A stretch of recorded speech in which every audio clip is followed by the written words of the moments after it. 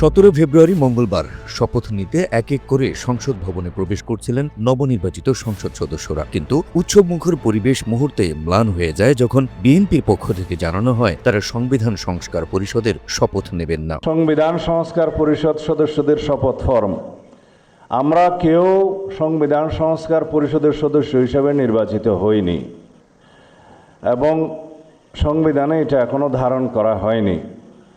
গণভোটের রায় অনুযায়ী সংবিধান সংস্কার পরিষদ গঠিত হলে সেটা সংবিধানে আগে ধারণ করতে হবে এবং সংবিধান সংস্কার পরিষদের সদস্যকে কে শপথ নেওয়াবেন সেটা বিধান করতে হবে।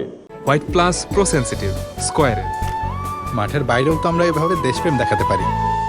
এ ঘটনায় হতবাক হন দেশের কোটি কোটি সংস্কারপন্থী নাগরিক। নেট দুনিয়ায় শুরু হয় এর পক্ষে বিপক্ষে আলোচনার সমালোচনা। তীব্র অসন্তোষ প্রকাশ করেন এনসিপি, জামায়াত সহ বিরোধী দলের নেতারা। সরকারি দল শপথ না নিয়ে তারা জুলাইকে উপেক্ষা এবং অবজ্ঞা করেছেন। আজকে যিনি প্রধানমন্ত্রী শপথ নেবেন তিনি নিজেও নির্বাচনী ক্যাম্পেইনে গিয়ে বলেছেন যে আপনারা গণভোটে হা বলুন। যদি এর প্রতি তারা শ্রদ্ধাশীল হন আমরা মনে করি তারা ওই শপথটাও নেবেন। শপথ অনুষ্ঠানে আমরা যে অংশগ্রহণ করতে পারলাম না আমাদের একটা আফসোসের জায়গা থেকে গেল। এখন খলিলুর রহমান উনি যদি এই বিএনপির সরকারে মন্ত্রী হন বা সরকারের অংশ হন তাহলে কিন্তু একটা প্রশ্ন উঠবে যে আগের অন্তর্বর্তী সরকারে উনি তাহলে ওই রাজনৈতিক দলের পক্ষ হয়ে কাজ করেছেন এবং নির্বাচনে যে ইঞ্জিনিয়ারিংয়ের কথা আমরা বলতেছি, আমরা যেটা দেখলাম যে কারচুপি হলো, ফলাফলে কারচুপি হলো এবং অনেকগুলো আসন হারিয়ে দেওয়া হলো আমাদেরকে এবং পরিকল্পনা করে 2/3 আসন সরকারি দল নিয়ে নিল। এই সংবিধান সংস্কার যাতে না হয় এই জটিলতা, এটা কিন্তু পুরাটা একটা ইঞ্জিনিয়ারিং আজকে আমরা দেখতে পাচ্ছি।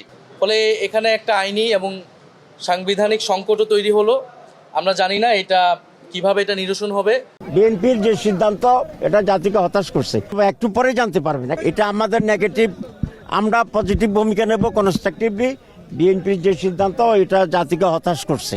শপথ না নেওয়ার কারণ হিসেবে বিএনপির পক্ষ থেকে বলা হয় সংবিধান সংস্কার পরিষদের শপথের বিষয়টি সংবিধানে ধারণ করা নেই। এ শপথ কে করাবেন তাও সংবিধানে নির্দেশ করা নেই, তাই সংবিধান সংস্কার পরিষদের শপথ তারা নেয়নি। তবে সংসদে আলোচনার পর বিষয়টির সমাধানের আশ্বাসও দেওয়া হয় বিএনপির পক্ষ থেকে। জাতীয় সংসদে গৃহীত হওয়ার পরে তখন জাতীয় সংবিধান সংস্কার পরিষদের সদস্যদের শপথ নেয়ার বিধান করা যাবে।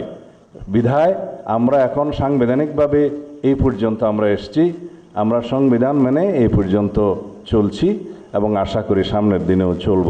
এরই মধ্যে গণভোটের বৈধতা চ্যালেঞ্জ করে এর ফল বাতিল চেয়ে হাইকোর্টের রিটও দায়ের করেছে বিএনপি। রিটে বলা হয়েছে প্রধান উপদেষ্টা ও অন্যান্য উপদেষ্টারা সংবিধান রক্ষার শপথ নিয়েছেন, কিন্তু এই সংবিধানে কোথাও গণভোট আয়োজনের বিষয়টি ছিল না। এই যে গণভোটের আয়োজন, পুরো প্রক্রিয়াটি সংবিধান পরিপন্থী, এজন্য এই ফল বাতিল হওয়া উচিত। এই রিটের মধ্য দিয়ে সংস্কার পরিষদের শপথ গ্রহণ নিয়ে উত্তেজনা বাড়ে রাজনৈতিক দলগুলোর মধ্যে। আমরা তো বলেছি যে আমরা শহীদের আকাঙ্ক্ষার, পরিবর্তনের আকাঙ্ক্ষার যে বাংলাদেশ, সেই বাংলাদেশটা আমরা চাই, কিন্তু আমরা দেখেছি যে সংবিধান সংস্কার পরিষদের শপথটা এখনো নেয় নাই। যেই আকাঙ্ক্ষা নিয়ে আমাদের ছাত্র, যুবক, তরুণ এবং এদেশের সাধারণ মানুষ জীবন দিয়েছে, পঙ্গুত্ব বরণ করেছে, তাদের আকাঙ্ক্ষার একটা স্বপ্নের সোনার বাংলাদেশ যেখানে সকল নাগরিকরা তাদের অধিকার এবং মর্যাদা নিয়ে থাকবে, একটা গণতান্ত্রিক রাষ্ট্র ব্যবস্থা হবে। এটা আমাদের সংসদীয় দলের আমাদের বিরোধী দলের নেতা আমির জামাত এক্ষেত্রে মন্তব্য করবেন, তবে সংসদ প্রাণবন্ত হবে আশা করছি। অতীতে যে গ্লানিগুলো আছে সেগুলো থাকবে না। আগামীর বাংলাদেশ মানবিক বাংলাদেশ হবে, সমৃদ্ধশালী বাংলাদেশ হবে। আমরা তো নিঃসন্দেহে বাংলাদেশের নতুন ধারার রাজনীতি এবং ইতিবাচক রাজনীতির সৃষ্টি হবে, এটাই আমাদের প্রত্যাশা। বাংলাদেশের এগিয়ে নেওয়ার ক্ষেত্রে সকলেই ভূমিকা পালন করবে। শুধু রাজনৈতিক দলগুলোই নয়, দেশের রাজনৈতিক বিশ্লেষক, সংবিধান বিশেষজ্ঞ সহ সুশীল সমাজের প্রতিনিধিদেরও মন্তব্য, এতে ত্রয়োদশ জাতীয় সংসদ বিতর্কিত হতে পারে। অন্তর্বর্তী সরকারের অধীনে নির্বাচন মেনে সংসদ সদস্য হিসেবে শপথ নেওয়াকে বৈধ হিসেবে মেনে নিলে সংবিধান সংস্কার পরিষদের শপথটিও বৈধ হিসেবেই মানা উচিত বলে মনে করছেন বিশেষজ্ঞরা। গণভোটে হা জয়যুক্ত হয়েছে এবং গণভোটে যাওয়ার সিদ্ধান্ত প্রাথমিকভাবে বিএনপি দিয়েছে এবং তারেক রহমান সাহেব বলছেন হাতে ভোট দিতে। আমরা মনে করি সেজন্য গণভোট ব্যাপকভাবে জয়যুক্ত হয়েছে। সেই হিসাবে গণভোটের রায়ের আলোকে এই সংবিধান সংস্কার করাটা জরুরি।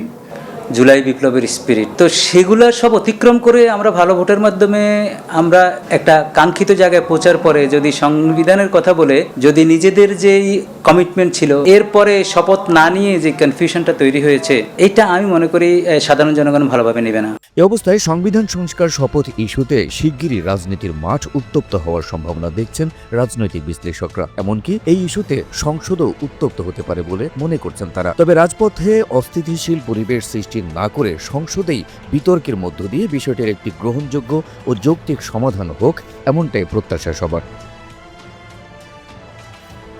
Habib Rasel, NTV online.